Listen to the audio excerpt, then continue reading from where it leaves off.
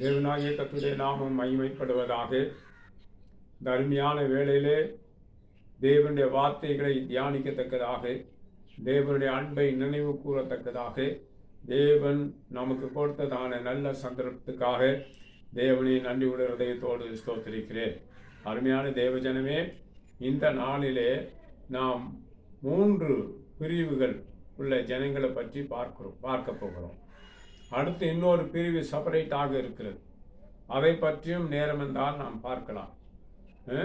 அதாவது முதல் 2 கொரிந்தியர் 10வது அதிகாரம் படிமா 18ஆம் வசனம். தன்னைத்தான் புகழுகிறவன் உத்தமன் அல்ல, கர்த்தரால் புகழப்படுகிறவனே உத்தமன்.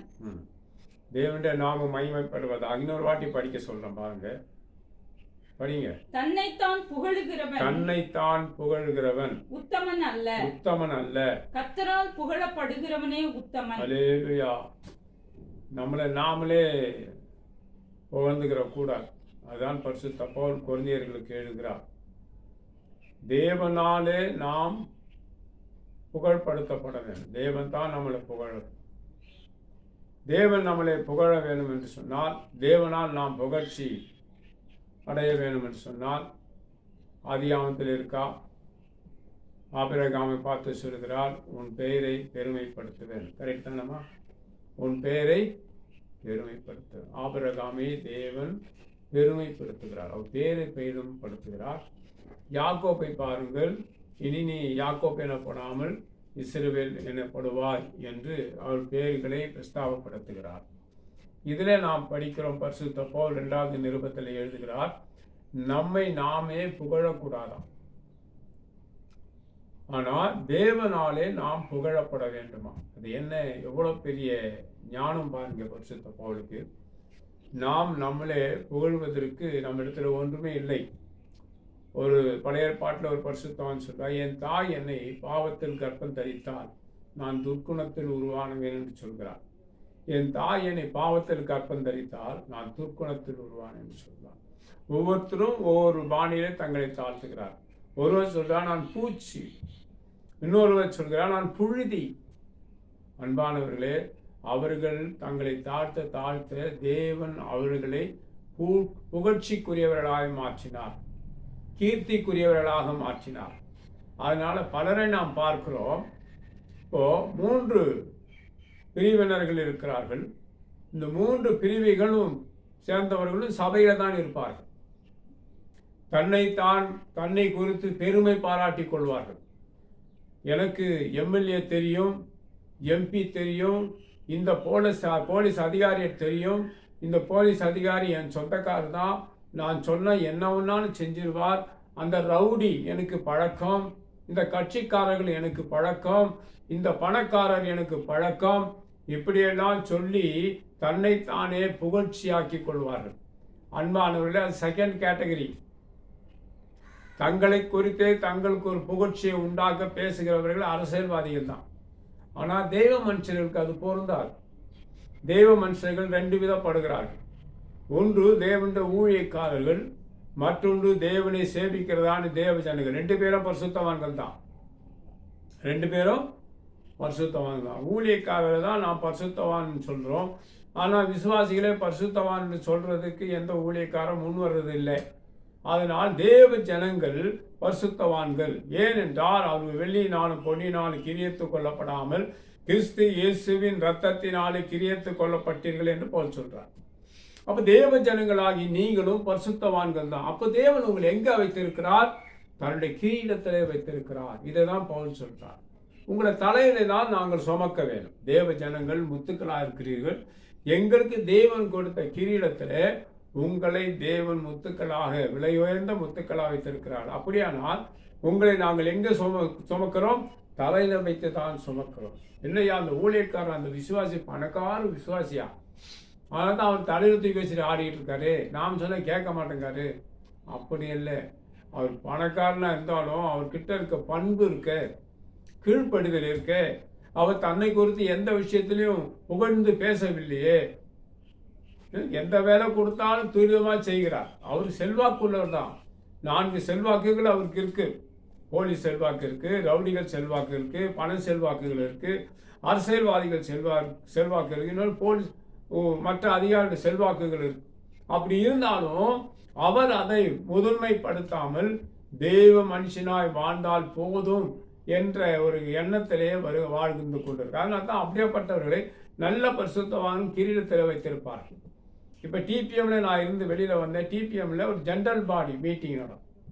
அதில் படித்தவர்கள், பணக்காரர்கள், எதையும் சொன்னால் செய்யத்தக்க திராணி உள்ளவர்கள், மனப்பூர்வமாய் செய்கிறவர்கள், இவர்களைத்தான் ஒரு 40-45 பேரை வைத்திருப்பார்கள். ஒரு மீட்டிங் நடத்த போனோம்னா அந்த 40-45 பேர் இப்போ அதிகமாக இருப்பார்கள். கூட்டி வர வச்சு சீஃப் பாஸ்டர் அவருக்கு பேசுவார். இதெல்லாம் இந்த பர்மிஷன் வாங்கணும், கார்பரேஷனில் பர்மிஷன் வாங்கணும், போலீஸில் பர்மிஷன் வாங்கணும், ஃபயர் சர்வீஸில் பர்மிஷன் வாங்கணும், எலக்ட்ரிக்கல் இதில் இபியில் பர்மிஷன் வாங்கணும். இப்படி எல்லா இடங்களிலும் பர்மிஷன் வாங்கணும். இந்த பர்மிஷன் வாங்கத்தக்கதான திராணி உள்ளவர்களைத்தான் அதில் போடுவார். எல்லாரும் ஜபித்தாலும் நல்ல ஜப வீரர்களாக இருந்தாலும் கூட அவர்களை தனி கேட்டகரி, அவர் ஜெயிப்பார். ஆனால் இவர்களோ எல்லாவற்றிலையும் தன்னை விட்டு கொடுத்து செய்வார். நற்பண்பு உள்ளவர்கள். இவர்கள் குறித்து என்ன? அவர்கள் நல்ல பரிசுத்தவான்கள். தேவ ஜனங்களை நீங்கள் யாரும் நல்ல பரிசுத்தவான்கள். அவரை மட்டும் பாசு தூக்கி வச்சுக்கிறாருன்னா அவர்கிட்ட இருக்க நற்குணம் உங்ககிட்ட கிடையாது. அவ்வளோ பணம் இருக்குது, டேலண்ட் இருக்குது, செல்வாக்குகள்லாம் இருக்குது. இருந்தாலும் அவர் தன்னை முதன்மைப்படுத்தாமல் தேவனை முதன்மைப்படுத்தி தேவனுடைய ஊழியக்காரர்களுக்கு ஒரு சாதாரணமான மனிதன், அதாவது பிலிப்பு, தீமோத்தேயு இப்படிப்பட்டவர்களை போன்று அவர்கள் இருக்கிறார்கள். பாஸ் என்ன சொன்னாலும் அவர் செய்வார். நீங்கள் என்ன செய்வீங்க? என்ன பாஸ் இப்படி சொல்கிறாரு, முரண்டு பிடிப்பீங்க. அவர்கிட்ட இருக்க கீழ்ப்படுதல் உங்ககிட்ட இருக்காது. அவர்கிட்ட இருக்க கீழ்ப்படுதல் உங்ககிட்ட இருக்காது. ரெண்டாவதாக பார்த்தால் அவர்கள் ஒரு வேலை சொன்னால் பாசத்தில் பணம் எதிர்பார்க்க மாட்டார்கள். அவர்கள் பணத்தை போட்டு அந்த வேலையை முடித்து விடுவார்கள். இந்த மாதிரி ஏராளமான தேவ ஜனங்கள் அவர்கள் பரிசுத்தவான்கள் தான். அவர்கள் டிபிஎம்லே இருக்கிறார்கள் பிலீவர்களா. அவர்கள் ஒரு வேலை சொன்ன உடனே ஒரு பெரிய பண்டிகை பந்தல் போடணும்னா என்ன பாஸ் சொல்லிட்டு போயிட்டார். உடனே நான் நேரடியாக போய் நாம் எல்லாம் ஷேர் பண்ணி அந்த பந்தலை போட்டுருவோம். சாமினா பந்தல் என்ன செய்யலாம், ஆளுக்கு 1000, 2000, 3000 போட்டு அந்த பந்தலை போட்டுருவோம். பாஸ் சொல்லிட்டு பாசிட்ட காசு எதிர்பார்க்க மாட்டாங்க. அதுக்குன்னே அவங்க பணத்தை வச்சுருப்பாங்க பாக்கெட்டில். உடனே ஷேரிங். சேர்ஸ் 10 1000 சேர்ஸ் இருக்குது, இன்னொரு 1500 சேர்ஸ் வாங்கணும். உடனே ஆர்டர் போடுவாங்க. வா ஒரு நாளைக்கு 2 ரூபா வாடகையா, சரி வா ஒரு நாளைக்கு இவ்வளோ வாடகை நாங்கள் தரோம். ஒரு ஷேரிங். அதனால இவங்களை தூக்கி வச்சுட்டு ஆடல பாஸ்டர். ஆனால் அவர்களின் பரிசுத்த பவுலுடைய குறைச்சலிலே தேவ ஜனங்கள் நிறைவாக இருந்தார்கள். தேவனுடைய பரிசுத்தவான்கள் குறைவுகளிலே தேவ ஜனங்கள் நிறைவாக இருந்தார்கள். அவர்கள் பரிசுத்தவான்கள். அவர்கள் எந்த விஷயத்திலும் தன்னை முதன்மைப்படுத்தாமல் தேவனை முதன்மைப்படுத்தி வாழ்கிறவர்கள். அல்லேலூயா.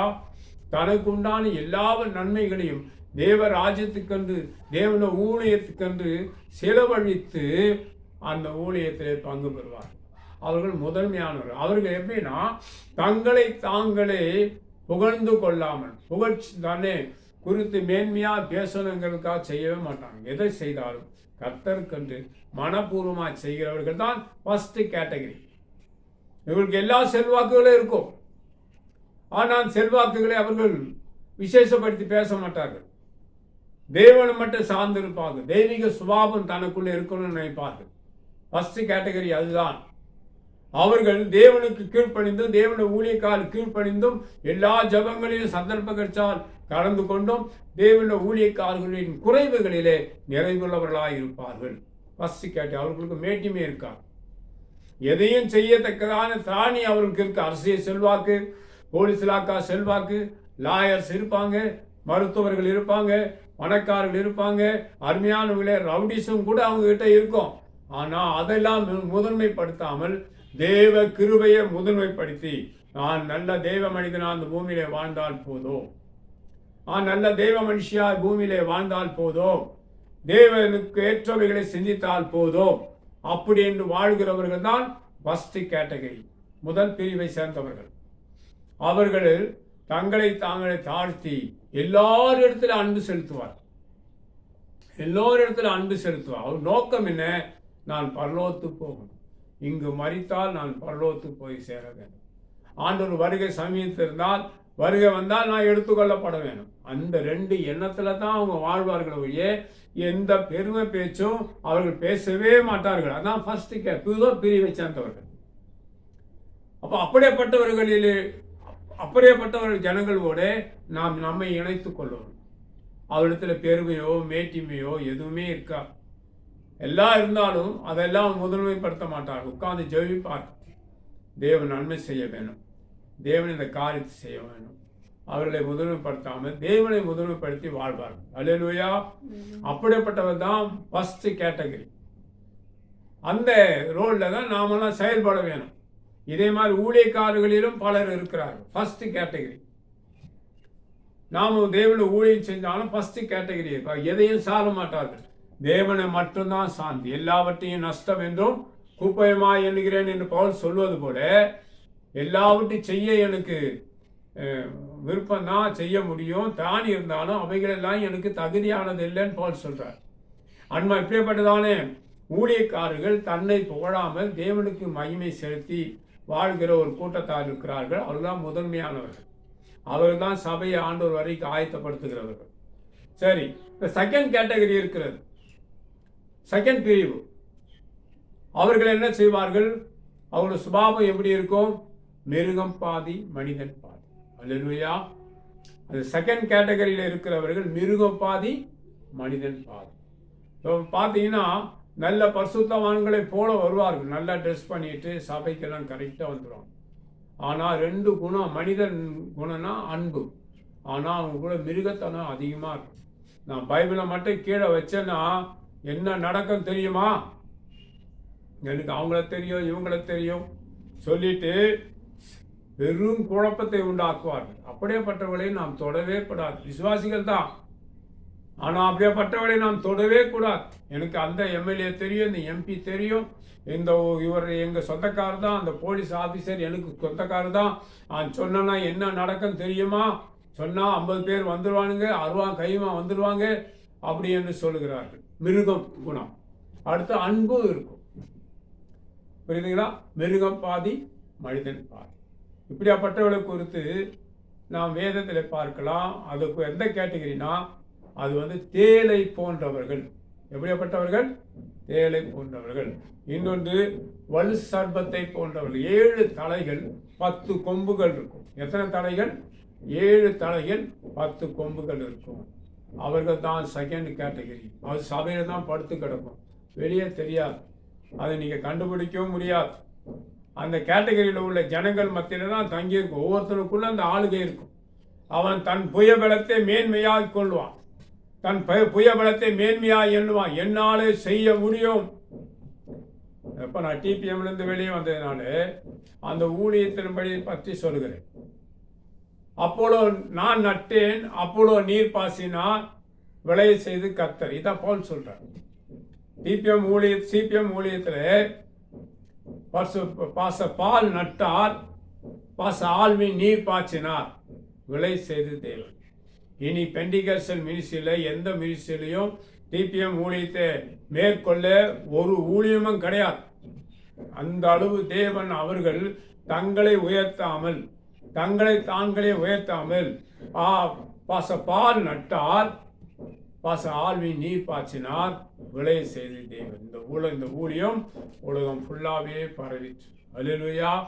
அதனாலே நிறைய பரிசுத்தவான்கள் தேவனை முதன்மைப்படுத்தி வாழ்ந்தார்.